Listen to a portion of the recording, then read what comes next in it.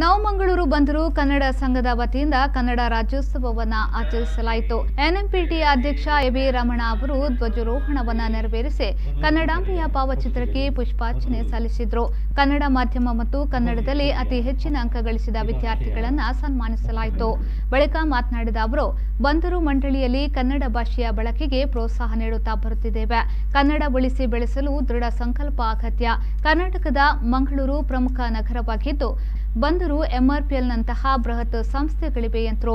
ಕನ್ನಡ ಸುಂದರ ಭಾಷೆಯಾಗಿದ್ದು ಅನೇಕ ಕವಿಗಳು, ರಾಜರು, ಕಲೆ, ಸಂಸ್ಕೃತಿ ಕನ್ನಡ ಭಾಷೆಗೆ ಒತ್ತು ನೀಡಿದ್ರು.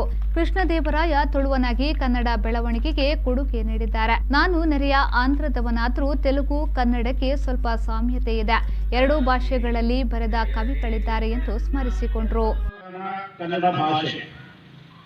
ಭಾಷೆ ಸುಮಾರು 3000 ವರ್ಷಕ್ಕಿಂತಲೂ ಪ್ರಾಚೀನವಾದ ಭಾಷೆ. ನಾನು ಹಟ್ಟು ತೆಲುಗು ಮಾತನಾಡುವವನು. ಕನ್ನಡ ನಮಗೆ ಒಂದು ಸಹೋದರ ಭಾಷೆ. ವಾಸ್ತವವಾಗಿ ನೋಡುವುದಾದರೆ ತೆಲುಗು ಭಾಷೆಯ ಹಲವಾರು ಮಹಾಕವಿಗಳು ಕನ್ನಡಿಗರೇ ಆಗಿದ್ದರು. ನನ್ನ ಭಟ್ಟಾರಕ ತೆಲುಗು ಭಾಷೆಯಲ್ಲಿ ಪ್ರಪ್ರಥಮವಾಗಿ ಮಹಾಭಾರತವನ್ನು ಅನುವಾದಿಸಿದವರು.